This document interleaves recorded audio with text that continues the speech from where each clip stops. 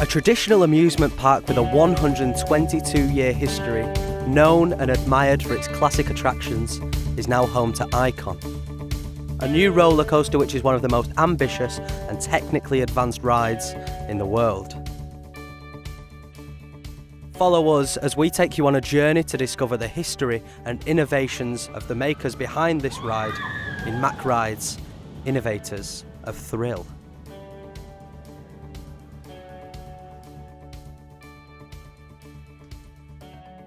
The history of Mack Rides starts here. A German family making their way as builders and designers of wagons and carts for carnivals touring around Western Europe. During this time, the people loved the local fair. Crowds gathered to marvel at the attractions on display.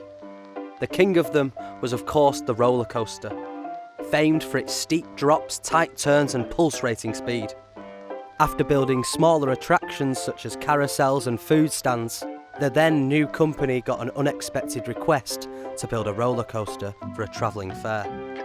The wooden coaster featured a similar layout design to that of the more modern Pininfarina Zyklon models, foreseeing the types of roller coasters which would become popular at boardwalks, piers and fairgrounds during the 20th century. The ride was a hit with the fair's guests and grew the company out of its humble roots to form something which would capture the people's imaginations. Not content with just creating a few amusement rides for carnivals and amusement parks, Francis Mack, the founder's son, took the company into a much more ambitious direction. Instead of rushing to each showroom to aid selling their products, Francis had a brainstorm. What if, instead of going to the sellers come to them? His desire to build not only a place which would act as a showroom for Mack, but would also fulfill his dream of having a German Disneyland-style park, each land being themed to different European countries which celebrated each nation's culture. It was named Europa Park. But not everyone had the Mack family's ambition. Many people in southwest Germany, such as governors, local council, media and members of the public, believed that the project would be a failure and could cause damage to the culture of the region, as they feared the new theme park would be too Americanised. While these doubts were heavily published, Francis and his son Roland were undeterred. While the family could have lost everything they gained, they felt they would have lost even more if they never had tried. In a matter of a few years, the Mack family grew from a small amusement company to opening and operating Germany's largest amusement park. While the company's future relied on this park's success, it didn't take long to see that the risk had paid off. Within the first 2 years of operation, Europa Park hit 1 million visitors, a milestone which set the high standards of the company for years to come. After the success of Europa Park, the Mack family used the park for prototype rides which they designed, created and manufactured in their in-house factory. The majority of these rides were flat rides that could easily be assembled and packed away and only often occupied a small footprint, commonly found at fairgrounds but also appeared in theme and amusement parks. Inspired by the success of the American manufacturer Arrow Developments, Mack began to emulate their designs, namely the Log Flume, an attraction which riders are sat in a log-shaped boat and are sent down thrilling drops into a pool of water which soaked the riders. This attraction was immediately a huge success for Arrow, as within a 10-year span they were being added into most regional amusement parks in the United States. However, during this time Arrow only had a small stake in the European market, as their product had not fully grown internationally, with only a few exceptions. The Mack family knew they could create and sell this attraction to their growing European parks.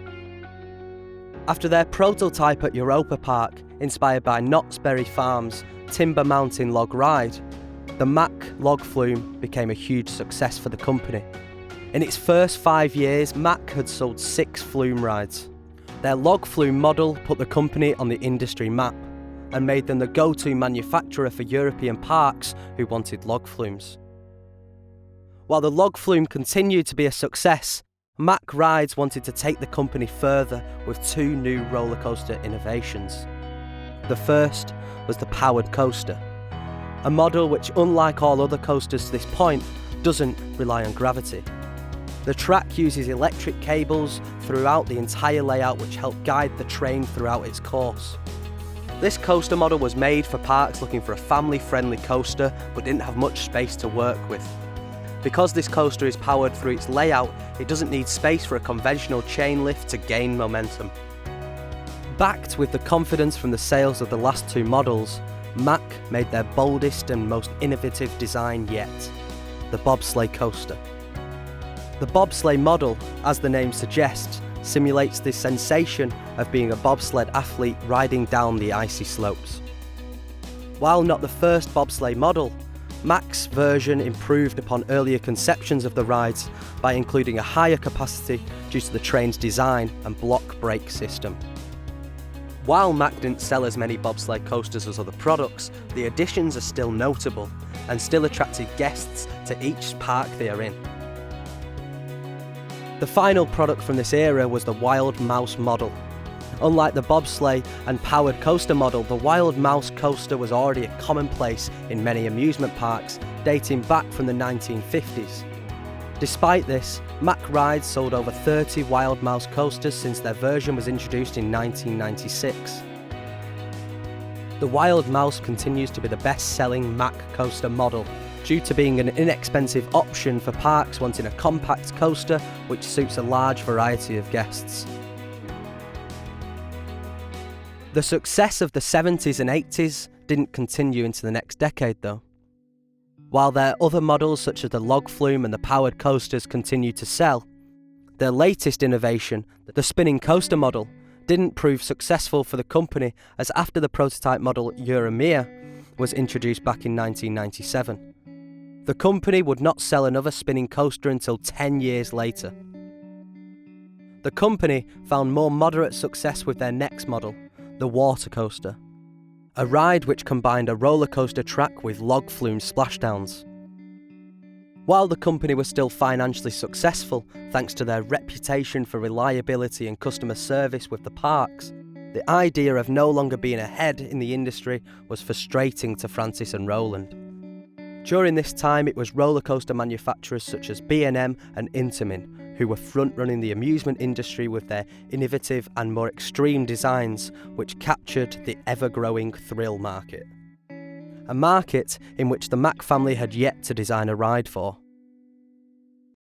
The Mack family knew that if they wanted to innovate and be the front-runners of the European market, they would need to expand into the thrill market. Their next design would do exactly that and more, taking the company into a whole new era. The prototype model, named Blue Fire, opened at Mack's own Europa Park. The coaster model was what the company initially dubbed as the Mack Mega Coaster, a coaster which could achieve almost anything that the park would want. The model could either be launched or use a traditional chain lift. It could invert, it could launch more than once, and it also had a very high capacity, making it ideal for larger parks. Instead of using hydraulic technology made popular at the time from Intamin launch coasters, Mack used LSM technology, a more reliable way to launch a coaster that would cost far less in maintenance. LSM stands for Linear Sync Motors, a system which uses magnets on the track to interact with the magnets below the train, which accelerates the train down the track. The company previewed the model's train design at the 2009 IAAPA convention, a convention which brings together businesses across the amusement industry to sell their products. Since Bluefire, Mack have sold 13 launch coasters and 2 mega coasters. The company changed the product into two, one being the launch coasters and the chain lift version, being dubbed as the mega coaster. However, both elements can be used on the same model. Because of the huge success of Bluefire, Mack Rides have since been on a wave of creativity and innovation. In the last 10 years, the company has debuted 7 new prototype ride models, which the company has sold at least 2 of around the world. The first of which was the inverted power coaster, another prototype model which opened at Europa Park in 2014. This ride features cutting-edge technology to combine dark ride and roller coaster elements. Similar to their powered coaster model, this coaster is powered by electricity rather than gravity. This means that the ride can smoothly transition into fast and slow motion, making the themed experience all the more immersive. This model has proven to be very successful, as a good number of high-profile parks have purchased them, including the Motion Gate theme park in Dubai. This type of model is one of the few products that Mack Rides targets for large-scale parks with high budgets, as this ride model is said to be one of the most expensive of Mack's catalogue. Walibi Holland in the Netherlands opens Lost Gravity, a new Big Dipper prototype model from Mack in March 2016. The Big Dipper model uses wider trains than standard Mack coasters, with 4 across seating. All seats are high enough so that the rider's feet are suspended during the ride, giving the coaster a flying sensation. The 2 far seats on the left and right are suspended adjacent to the track, similar to Bolliger and Mabillard wing coasters. A new model with a custom layout has been ordered by Vrijzichtparkplan, set to open in April 2019. That same year, Pulsar opens at Walibi, Belgium. Pulsar is another new prototype model from Mack. This model is a water and launch coaster style ride dubbed as Power Splash. This ride has a shuttle layout, meaning that the track does not complete a circuit, but instead the trains or boat move forward and backwards on the same piece of track.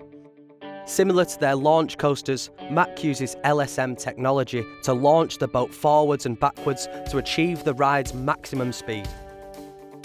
After reaching its highest point of the track, the boat descends down the drop and splashes into the water, filling the track.